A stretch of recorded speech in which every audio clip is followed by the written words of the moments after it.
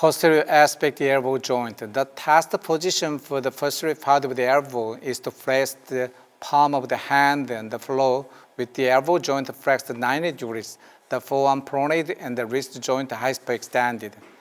Then the triceps brachii muscle behind the elbow joint can be tensed, making it easy to examine the posterior part.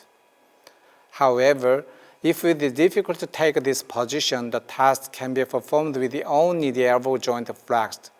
Ultrasound examination is performed by moving the probe from the proximal to the distal part. The long head and the lateral head of triceps brachii is present in the superficial part of the crown of the elbow joint and the posterior aspect of forearm. The medial head of triceps brachii is present in the deep part.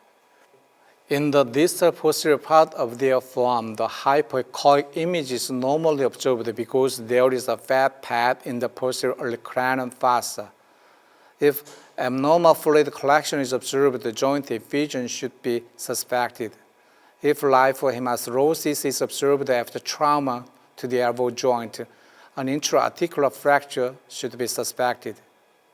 Intra-articular injection of the elbow joint. When performing an intra-articular injection of the elbow due to the intra-articular effusion or osteoarthritis, there are lateral approach and the posterior approach.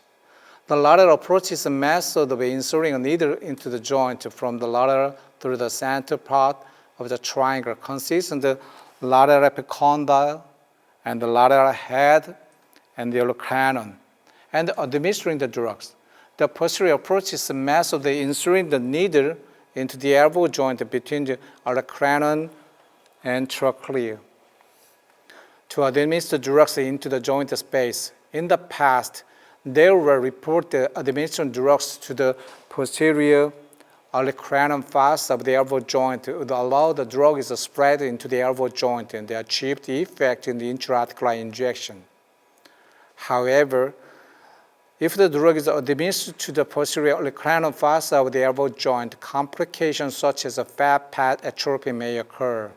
Therefore, recently, the method of inserting the needle directly into the joint rather than the posterior olecranon fossa approach, it is recommended.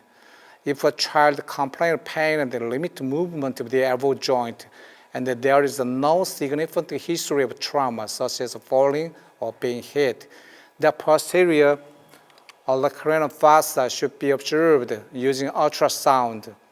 If some fluid is observed, fracture should be suspected. And if any fluid is not observed, the possibility of the pulled elbow should be considered.